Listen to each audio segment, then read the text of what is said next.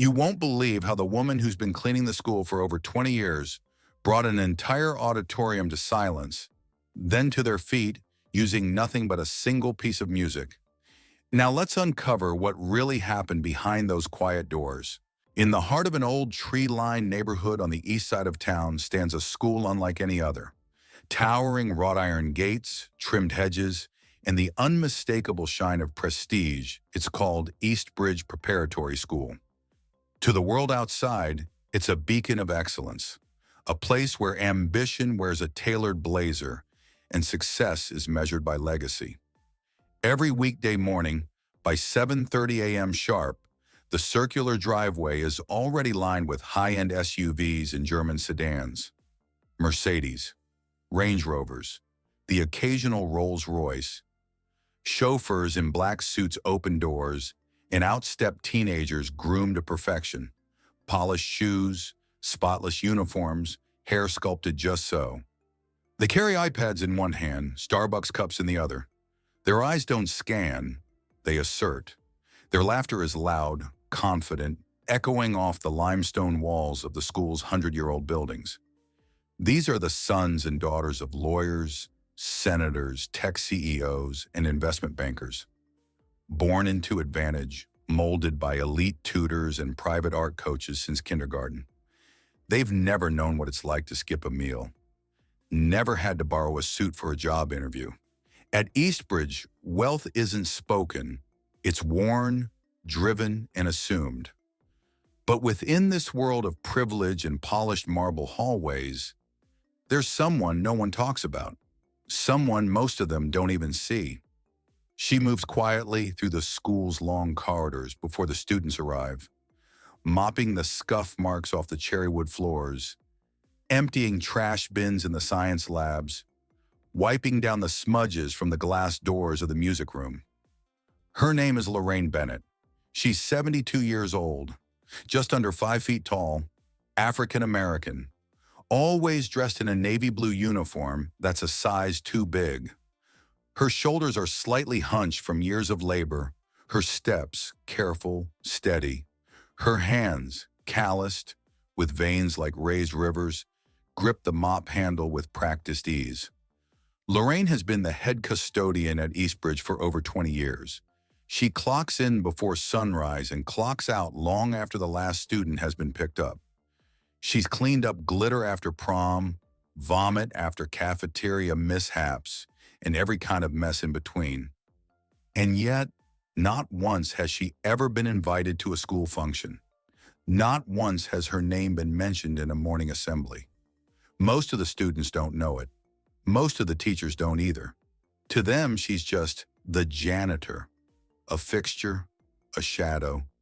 Sometimes she pauses in the hallway as the students pass, laughing, talking about weekend trips to Aspen or Paris, birthday parties with private DJs, or frustrations over college interviews where dad's friend on the board didn't pull through. She doesn't speak, just watches. Her eyes are deep brown, thoughtful. There's no bitterness in them, just a long, quiet sadness, the kind that comes from being ignored so often that you've forgotten what it feels like to be acknowledged. To many at Eastbridge, Lorraine is background noise. But what they don't know is that Lorraine Bennett wasn't always just a janitor. There was a time decades ago when she stood on stages under warm spotlights, dressed in silk instead of polyester. Her fingers danced across the ivory keys of grand pianos, bringing audiences to tears. There was a time when her name graced playbills, when she dreamed not of weekends off, but of Carnegie Hall. But this world, their world, was never meant for a black girl from the south side of Chicago, no matter how gifted, especially not in the 1960s. Doors that opened for others slammed in her face. Scholarships vanished. Auditions turned cold. Rejections weren't based on talent. They were coded in language like, not the right fit, or our audience wouldn't connect. The kind of rejection that clings to your skin long after you stop believing in fairness. And so, life went on. Bills came. Family needed care. Music faded into memory. Lorraine put away the gowns and the sheet music. She picked up a mop instead, but she never forgot the sound of the piano. And what Eastbridge doesn't know, not the teachers, not the students, not even the principal, is that every single night, long after the school falls silent, Lorraine walks 3 blocks to a tiny Baptist church on 14th and Maple. And there alone, beneath a stained glass window and flickering fluorescent lights, she sits before an old upright piano, and she plays, not for money, not for praise, but to remember who she was and who she still is. Eastbridge may see her as a custodian, but Lorraine Bennett still holds a gift that time, prejudice, and silence could never erase. And in just a few days, when a cruel joke goes too far, this quiet woman, this ghost in the hallway, will remind them all that true talent doesn't need an invitation to shine. Pause. Soft piano music begins to build faintly under narration. They say the school never forgot what happened next, and it all began with a joke. But it ended with a lesson no one, especially those born into power, would ever forget. She doesn't say much. In fact, most days, Ms. Lorraine Bennett goes nearly 12 hours without uttering a single word to anyone. But don't mistake her silence for weakness. Lorraine is a woman shaped by a lifetime of resilience. At 72 years old, her frame may be small, her movements measured, but there is a quiet dignity in everything she does. The way she wipes down the lockers with care, how she straightens chairs that students leave crooked, how she checks the windows twice during the winter months so no classroom stays cold. She moves with a kind of grace no one notices because they've never bothered to look closely enough.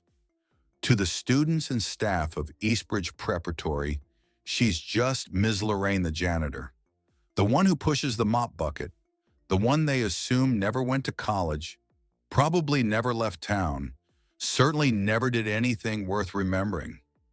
They pass her in the halls without a glance, or worse, look through her like she's not there at all. But Ms. Lorraine Bennett's story goes far beyond the halls of this school. Long before she wore a name tag and rubber-soled shoes, Lorraine was a prodigy. Born in 1951 in Chicago's South Side, she grew up in a 2-bedroom apartment above a laundromat. Her mother worked as a seamstress, her father a mechanic. Money was tight, but in the living room sat an old upright piano, second-hand, a little out of tune, but magical to her ears. By age 7, she was playing full melodies by ear. By 10, she was sight-reading Bach. Her talent was undeniable. Her elementary school music teacher once told her mother, "This child doesn't just play music, she becomes it." Lorraine dreamed of Juilliard, of performing with the Chicago Symphony Orchestra, of recording albums that would fill record stores from Harlem to Hollywood. But it was 1968, and a black girl from a working-class neighborhood, no matter how brilliant, faced walls higher than her skill could climb. She auditioned for local music academies. She got applause, but not acceptance. They said she lacked the polish. She applied for scholarships and was told they were no longer available. At competitions, her scores were always just below the cutoff, while girls with lighter skin and lesser skill received awards she'd earned 10 times over. The rejections were quiet but constant, each one a subtle reminder that talent alone wasn't enough, not when your skin didn't match the stage lights. By her early 20s, the dream was all but gone. She got a job as a file clerk, then later as a school custodian, first part-time, then full. Steady income, health benefits, no spotlight, no applause. But security. She never married, never had children. The piano, though, never left her life. Each night after work, she'd make the short walk to St. Luke's Baptist Church. There, in the quiet sanctuary, with only the hum of the old radiators and the faded echo of stained glass, she'd sit and play for an hour, sometimes 2. Debussy, Chopin, old hymns, new improvisations. No sheet music needed, just memory and muscle and a heart full of music that had never stopped playing, even when the world stopped listening. No one at Eastbridge knew this. They only saw the uniform, the mop, the tired eyes. But the woman behind them, she was still an artist, still a master, still someone who, despite the silence of the years, had never truly stopped being who she was born to be. And soon, that truth would break through, louder than anything Eastbridge had ever heard. At the very center of Eastbridge's polished world stood Charlotte Whitmore, a name spoken with admiration, envy, and fear, depending on who was listening. 17 years old, tall, statuesque, and effortlessly stunning, Charlotte was the embodiment of privilege. Long platinum blonde hair, flawless porcelain skin, and piercing ice blue eyes that had been trained, whether intentionally or not, to look down on anyone she deemed beneath her. Her father was a real estate mogul with ties to city politics. Her mother, a former model turned philanthropist, served on the school's board of trustees. Charlotte never walked. She glided. And wherever she went, others made room. She didn't ask for respect. She expected it. In the hallways of Eastbridge, her word was law. Teachers gave her the benefit of the doubt. Other students clung to her approval like it was currency. Even when her behavior crossed the line, which it often did, consequences never followed. A sideways comment here, a cruel joke there. All forgiven, all forgotten. Because in places like Eastbridge, wealth was a shield, and whiteness made it bulletproof. To Charlotte, Ms. Lorraine Bennett was an eyesore, a blemish on an otherwise perfect canvas. The sight of the elderly black janitor pushing her cart down the hallway stirred something in her, something cold and contemptuous. She didn't hate Lorraine. That would require acknowledging her as a person. No, what Charlotte felt was disgust, wrapped in entitlement, masked as casual indifference. She'd purposely spill coffee in front of her locker and then stand back, arms folded, watching Lorraine shuffle over with her mop. She'd drop cake on the floor in the cafeteria, smirk, and say to her friends, "Let's see if the cleaning lady still got it." Every act was calculated, every moment designed to reinforce one message. You're here to clean up after us, and that's all you'll ever be. But perhaps more dangerous than Charlotte's arrogance was the man who silently enabled it. Mr. Douglas Finch, Eastbridge's celebrated music instructor.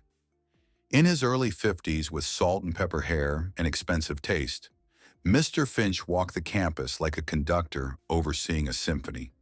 Tailored suits, Italian loafers, a luxury watch that gleamed every time he raised his hand to conduct. He was elegance personified. And yet, beneath the surface, his understanding of music was poisoned by elitism.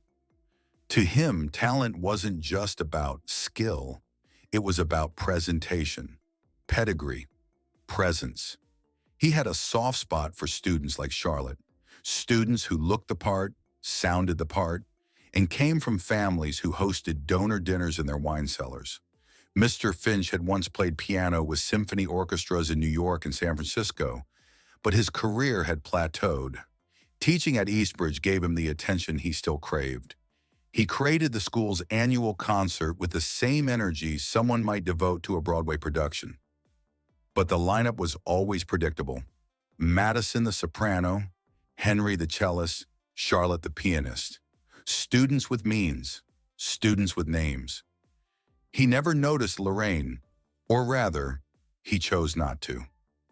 One afternoon, while passing Lorraine mopping up a spill outside the music room, he remarked to a nearby student, loud enough for her to hear, "Keep skipping practice, and you'll end up pushing a mop just like her." He didn't laugh. He didn't need to. The damage was done.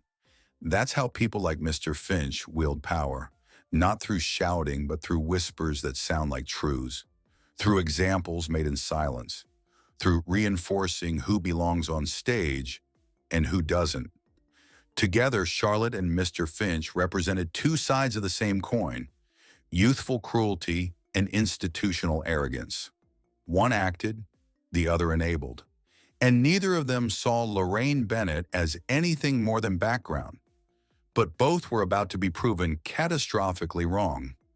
It was a Friday afternoon, just before dismissal, in Eastbridge's grandest music room. Room 204, with floor-to-ceiling windows, mahogany-paneled walls, and a Steinway grand piano polished to perfection.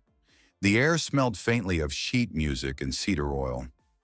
Mr. Finch stood near the piano, arms folded, delivering another of his impromptu performance days, a ritual where students took turns playing unscripted pieces to showcase their so-called natural talent.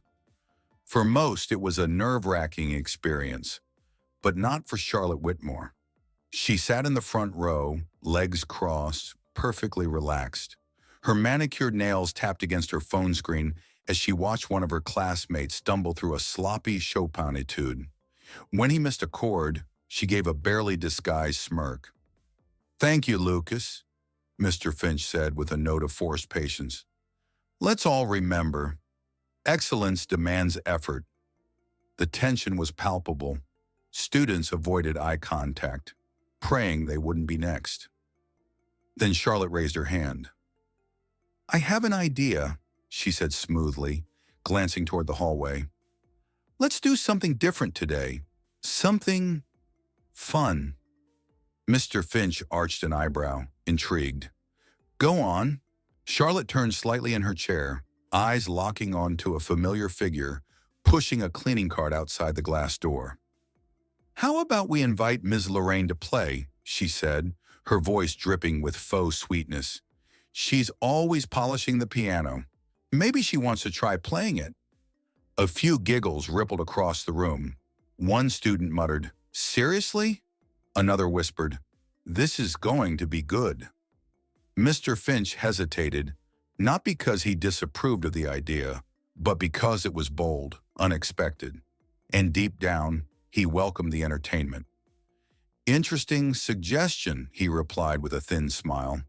Then louder, "Ms. Bennett?" Lorraine, who was wiping down the glass just outside, paused. Her shoulders stiffened as she heard her name spoken in that careful, performative tone. She stepped cautiously into the room, eyes scanning the faces, many of them amused, some confused, none kind. "Yes, sir?" she asked softly, her voice barely audible over the shuffling chairs. Mr. Finch gestured toward the piano. "One of our students thought it might be enlightening to hear you play something. Just a short piece. For fun." The words hung in the air like smoke. Lorraine looked down at her worn work shoes, then at the gleaming piano she had dusted for years but never once touched. Charlotte leaned back smugly in her chair, whispering to the girl beside her, "Let's see what Janitor jazz sounds like." More laughter followed, soft, sharp, and surgical. Lorraine's hands trembled. The room seemed to close in on her. Decades of silence and swallowed pain churned just beneath her calm expression. Mr. Finch tilted his head expectantly. "Well?" Everything inside her wanted to turn and walk away. She wasn't a performer anymore. She wasn't dressed for it. She wasn't invited. This wasn't a stage. It was a trap. But somewhere, deep in her bones, something shifted. Maybe it was pride. Maybe it was defiance. Or maybe it was simply time. Time to stop being invisible. Without a word, Lorraine stepped forward. The room fell silent. Even Charlotte, still wearing her arrogant grin, blinked, just once. Lorraine's hand touched the smooth black lacquer of the piano surface. She pulled out the bench, sat down. Her back straightened. Her fingers hovered over the keys. Those keys she had once known better than her own skin. And then she began to play. The first note was soft, barely more than a whisper. A simple E-flat, pressed so gently it seemed to float in the air. Then came another, then another, cascading like water down a forgotten mountainside. Clair de Lune, Debussy. a piece so delicate it required not just skill, but soul.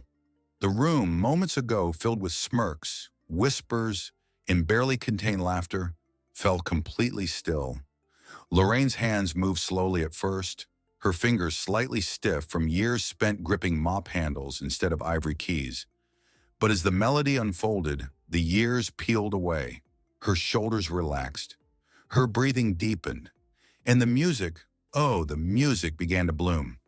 It wasn't just accurate, it was alive.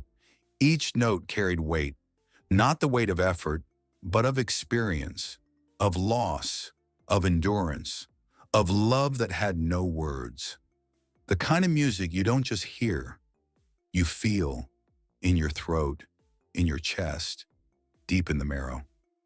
Charlotte's smile faltered. She sat up straighter, arms no longer folded. Her eyes narrowed, trying to make sense of what she was hearing. This wasn't a joke anymore. This was beautiful. The other students were stunned, their bodies motionless, jaws slightly slack. No one reached for their phones. No one dared breathe too loudly. Even Mr. Finch, so practiced in critique, so quick to dismiss, was frozen, his brow furrowed, his posture stiff, as if some invisible hand had taken hold of him. Lorraine, still seated at the piano, was unaware of their reactions. Her eyes were half closed, lost in the motion. She wasn't performing for them. She was remembering. Her mother humming softly from the kitchen, the hum of the city outside her childhood window. The first time she played this very piece in a high school recital that no one from the conservatory came to see. She remembered the rejection letters, the silence that followed, the way the world had slowly convinced her she was meant for cleaning, not creating, but the music had never agreed.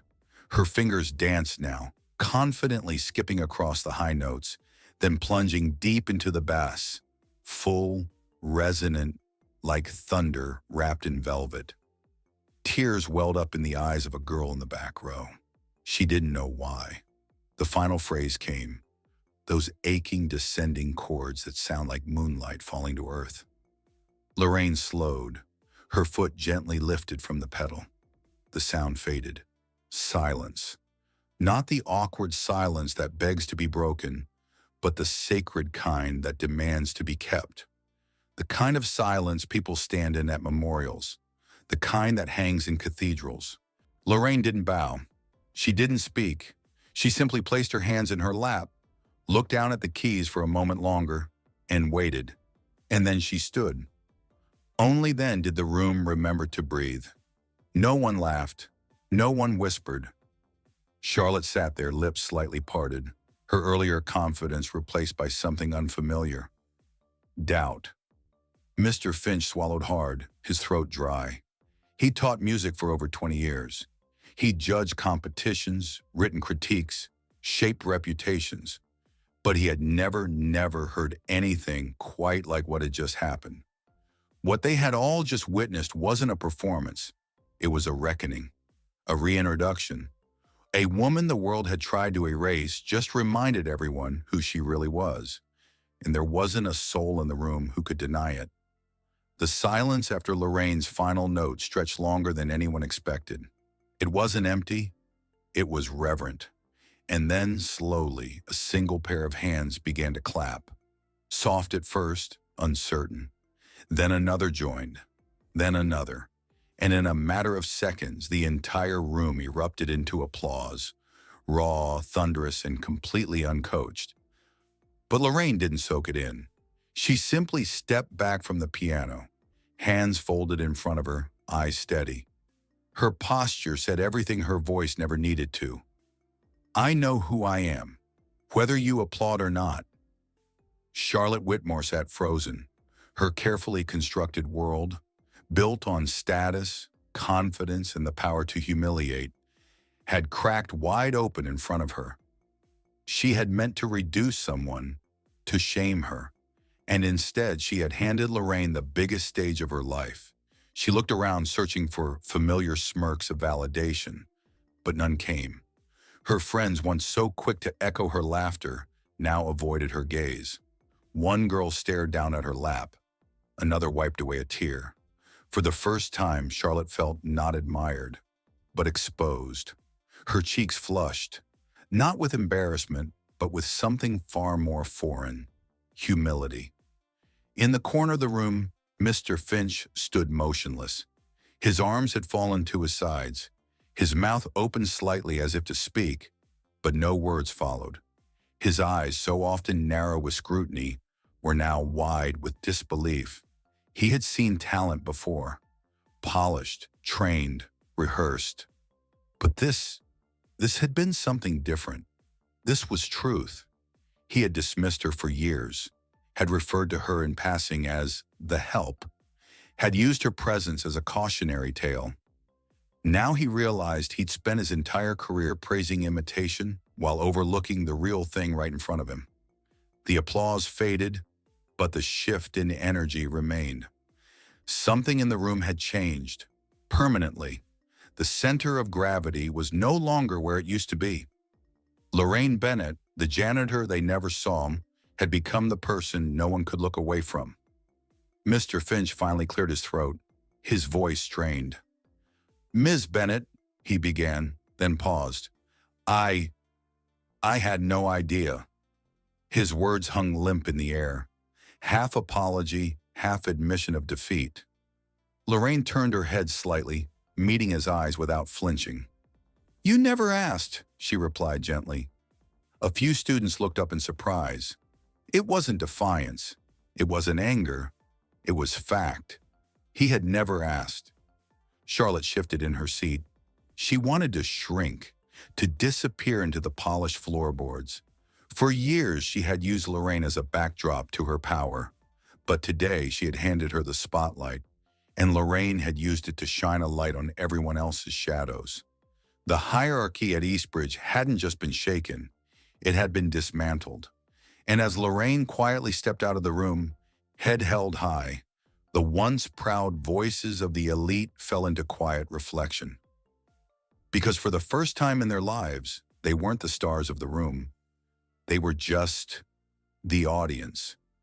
The door hadn't even closed behind Lorraine when another voice entered the room, gentle but firm enough to stop everyone in their tracks. "I heard everything," the voice said. Heads turned. There, standing just inside the doorway, was Ms. Patricia Collins, the English department chair, known across campus not for power or politics, but for her poise, fairness, and fierce sense of justice. She wore her usual earth-tone cardigan and reading glasses, her hair tied back in a loose bun. A woman who didn't command attention, but when she spoke, people listened. She stepped forward, her heels clicking softly against the hardwood floor. Her eyes swept across the stunned faces of the students, then settled briefly on Mr. Finch. She didn't need to say much. The silence spoke volumes.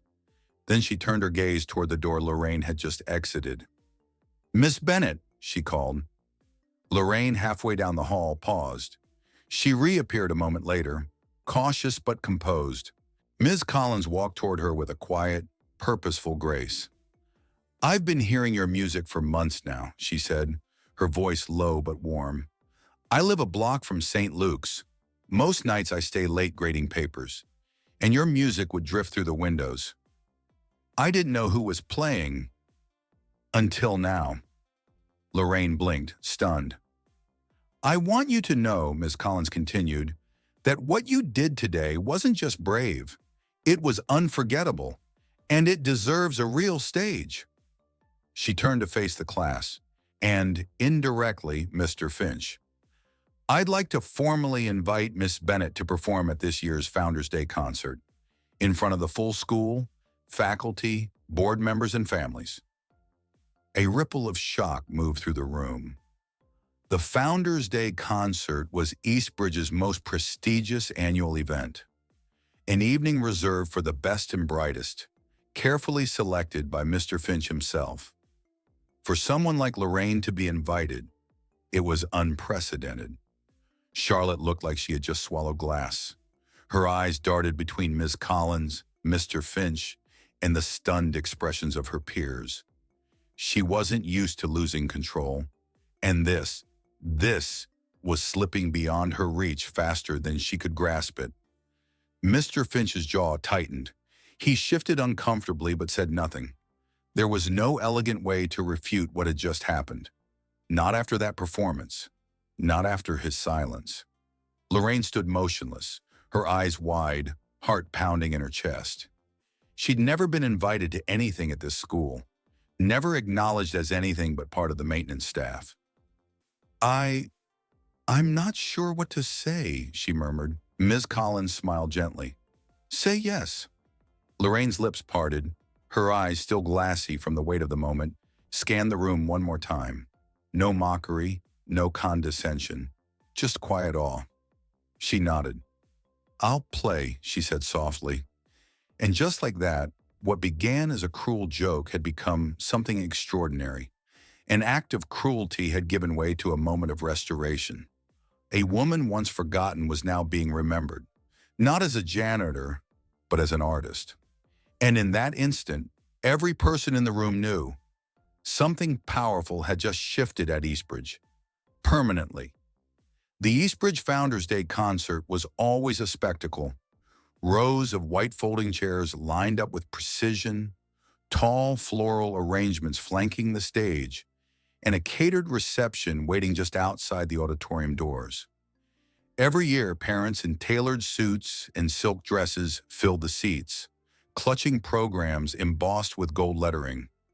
It was the kind of event where legacy mattered more than music. But this year, something was different. Word had spread quickly.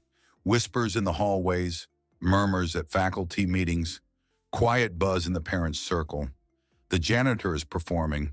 Some dismissed it as gossip. Others assumed it was symbolic. Maybe she'd play a hymn, something simple just to be inclusive. No one was prepared for what was about to happen. Lorraine Bennett entered from stage left wearing a long, deep blue dress, modest, elegant, timeless. Her graying hair was pulled back neatly, and her eyes scanned the crowd with a calm that came not from confidence, but from knowing who she was, knowing what she carried. The audience shifted in their seats. On the front row, Charlotte sat stiffly next to her mother, who glanced at the program with confusion. "Who is Lorraine Bennett?" she whispered. Charlotte didn't answer. Mr. Finch was seated farther down, his arms crossed tightly, lips pressed into a thin line. This time he wasn't the maestro. He was just another member of the audience. As Lorraine approached the Steinway, the chatter in the auditorium tapered off. She didn't offer a speech. She didn't need one. She sat, centered herself, placed her hands gently on the keys, and played. The opening chords were from Samuel Coleridge Taylor's Deep River, a spiritual reimagined with classical structure. Bold, painful, majestic. From the first few bars, the entire room stilled. Her fingers moved with precision and grace, but more than that, they moved with truth, the kind that can't be taught, the kind that comes from playing through sorrow, through silence, through decades of being overlooked. Parents leaned forward, teachers wiped their eyes. Students, some of whom had once laughed, now sat in stunned silence, watching this woman they had never truly seen command a stage they never imagined she belonged on. Charlotte stared straight ahead, her face pale. For the first time, she wasn't admired. She wasn't feared. She was irrelevant, and she knew it. Mr. Finch, still motionless, lowered his head slightly, not in defeat, in remorse. Lorraine's performance shifted from spiritual to classical. Debussy, Chopin, even a brief improvisation that stunned those with trained ears. She wasn't just good, she was brilliant, and every note was a quiet rebuke to those who had boxed her into a corner for most of her life. When the final chord rang out, Lorraine held it for just a second longer than necessary, then lifted her hands. Silence. And then, like a tidal wave, cresting all at once, the audience erupted. It wasn't polite applause. It was honest, overwhelming, visceral. A standing ovation that filled the hall with more than noise. It was redemption, recognition, and reckoning all at once. Lorraine stood slowly, bowed her head once, and smiled. Not broadly, just enough. She wasn't playing for them. She was playing for the girl she used to be. The one who dreamed in small apartments, who learned music by ear, who was told no 1,000 times but never truly let go. And now, finally, someone was listening. Everyone was. When the final note faded and the applause slowly died down, the auditorium remained in a quiet, suspended stillness, as if no one quite wanted to move, afraid they'd break the spell that had just been cast. People didn't rush to the aisles. They didn't check their phones or whisper about the after party. They sat, because something inside them had shifted. It wasn't just that a janitor had played the piano. It was that everyone had finally listened, really listened, to someone the world had tried to silence long ago. Lorraine Bennett didn't just perform music that night. She rewrote the story. She broke a ceiling built not only of class and tradition, but of race, assumption, and systemic erasure. She reminded a room full of people, many of whom had always been told they were special, that sometimes the most extraordinary souls are the ones no one ever bothered to see. For Charlotte Whitmore, it was the first time she realized power didn't come from status. It came from authenticity, from heart, from truth. She left the auditorium that night without a word. No more laughter, no more smug smiles, just silence and the heavy weight of her own reflection. Mr. Finch walked slower than usual. No post-concert praise, no victory speeches, only the understanding that somewhere along the way, he had confused prestige with purpose. He hadn't just overlooked Lorraine, he had abandoned the very soul of what it meant to be a teacher. And that realization would stay with him long after the chairs were folded and the stage went dark. As for Lorraine, she didn't linger. She didn't bask in the admiration. She simply stepped off the stage, walked out into the cool evening air, and breathed. But this time it was different. She wasn't invisible anymore. She was seen, respected, heard. And for the first time in a very long time, she felt free. Not because the world had finally given her permission, but because she had reclaimed it for herself. Her story is more than just about music. It's about what we value, who we overlook, and how often we confuse wealth with worth. Because true talent doesn't need permission to shine. It doesn't ask for a spotlight. It becomes one. And no matter how long it takes, the truth always finds a way to the surface. So the next time you walk past someone who blends into the background, someone you think you already understand, take a second look. You might be passing by a genius, a survivor, a soul filled with music, just waiting for someone to listen.